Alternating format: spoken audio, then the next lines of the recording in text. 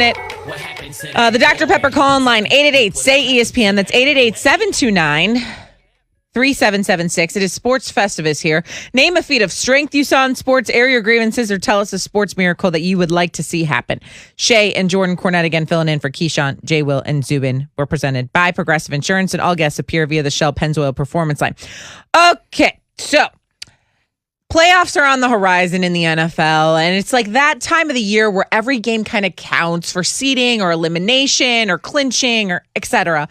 And so when you look down the line and you're a fan and you're like, man, my team was playing so good and we've kind of fell off the radar, or you're peaking at the right time, there's all these things going through your mind, right? And so Sean Payton was asked if he thinks the Saints perhaps peaked too early now that they've lost 2 in a row. I think there's a little laziness relative to research and saying, well, they get to the playoffs, they're one and done. Not really.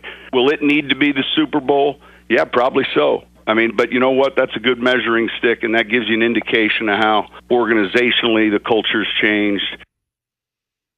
I don't know. It's lazy. It's lazy. It's lazy to say a team has peaked too early? It's lazy as it pertains to the Saints. Okay, that's fair. 10-4 team. Top of the NFC South. Got blindsided by Jalen Hurts that they didn't have much tape on, and an Eagles team that upended them. It happens. They were also playing with Taysom Hill, the quarterback, who's not their guy. This team has won a lot of games with Drew Brees as their quarterback, a healthy Michael Thomas, Alvin Kamara, and one of the best, if not the best defense in the NFL. I'm going to say the best defense in the NFL because that's what the Saints have. Drew Brees comes back. They lose by 3. They lose by a field goal to the Chiefs. Those are the 2 losses. And Drew Brees, by the way, is nowhere close to healthy. There's 2 games left in the regular season and then a postseason. Health is what has hurt the Saints.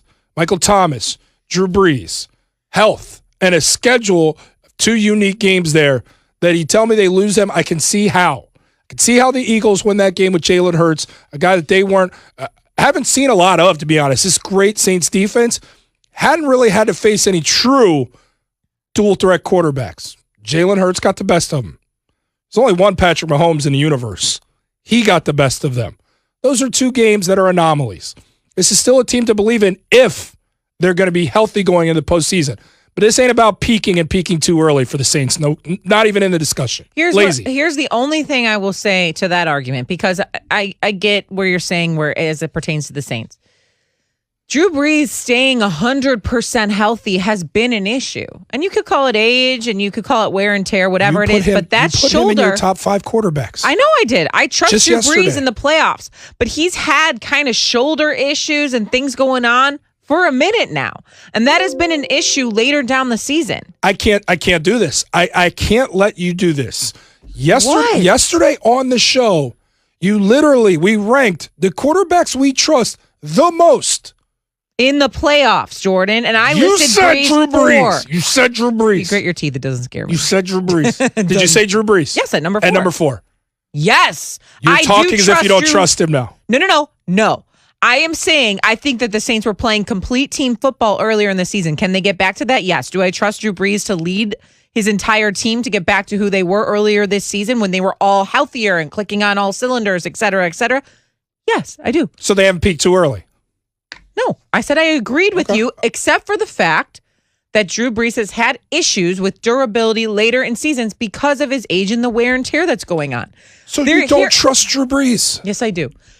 There are a few other teams in the NFL that I think have peaked too early, okay? I mean, the Raiders are far and away at the top of the list. So are the Steelers.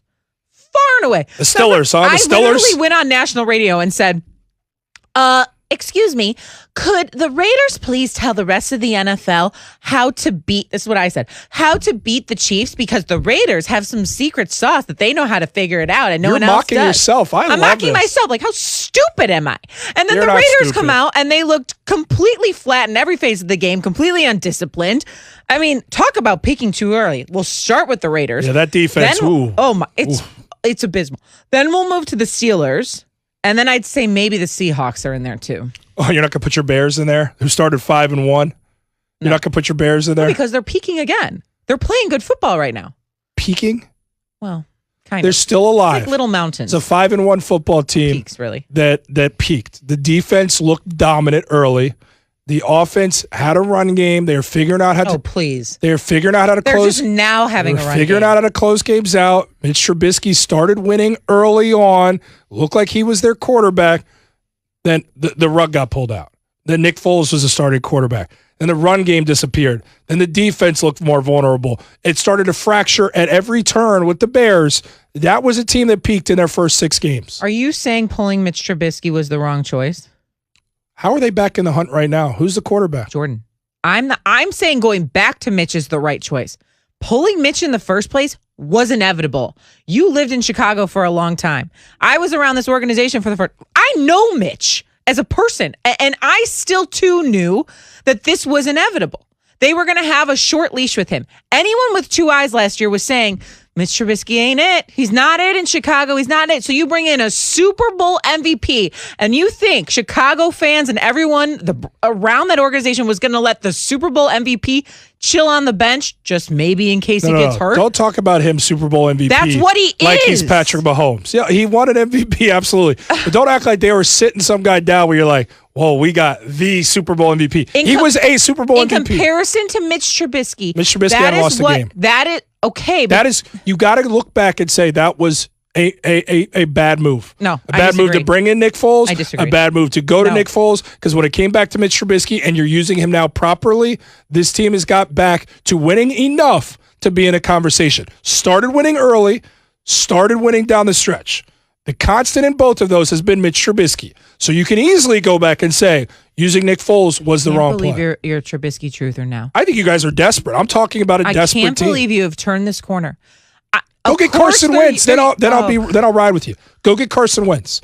Go win some football with Carson Wentz. Then I'll think your team could be a for real team. They are figuring it out now, perhaps at the right time. The Bears went out and they have a Cardinals loss. They're in the they're in the playoffs with Super Bowl. I need to pump the brakes. They're in the playoffs. But I would not blame Pace, Nagy, anyone for benching Trubisky. It was inevitable. And I wish we could pull tape on every single person that says that was the biggest mistake, because I guarantee they went out there and they said, sit Mitch Trubisky. He can't read defenses. It's not right. There's no offense. There's no rhythm. It was the same story that we saw with Foles. It was just now Trubisky had a minute to sit back and watch, and Nagy made some adjustments. And here we are seeing Trubisky, who's, by the way, plays are now being called by Bill Lazor.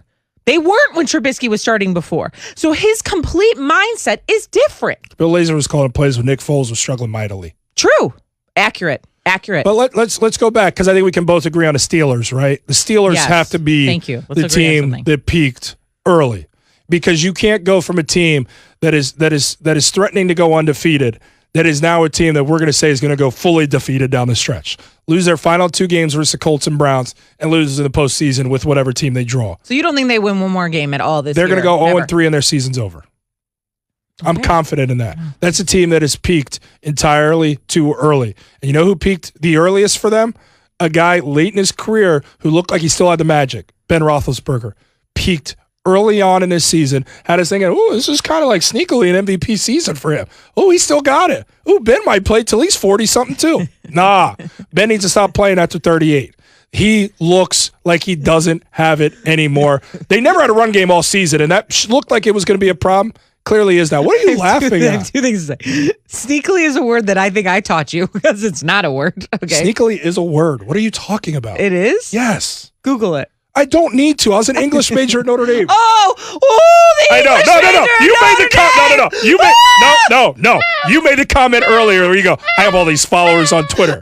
That's joke. Still worse. It's still worse. A typical Notre Dame fan. Let everyone know he went to Notre Dame. I can't believe they're Googling this like it's not a word. Sneakily is a word. Now go back. Pull it back up so I can read the definition. Also, I have one more thing to say. I forgot. No. Don't try and move the goalposts. Sneakily. Oh, yeah, that's right. In a furtive or sly way. Used in a sentence. She sneakily hid a surprise gift in his room. Sounds kind of seductive. Yeah, I hope you leave me a surprise gift. Did you? No. I got Did you even get me a gift? I got your gift. Also, you put all your chips on the Cowboys in early. Remember this? Why are you doing this? Because the guys in the back are egging me on, and I absolutely love this. Word? All the chips on the Cowboys, and we had a great Thanksgiving because I made fun of him mightily for this. And now you're putting all your chips on the Steelers losing the rest of the way out.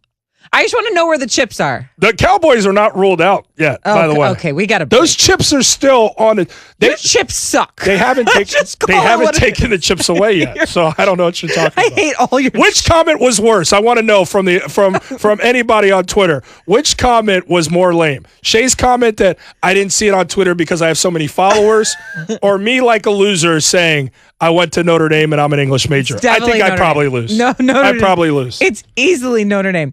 All right, is there a new favorite for the Larry O'Brien Trophy after one night of NBA action? That's after Jordan has this from Dr. Pepper.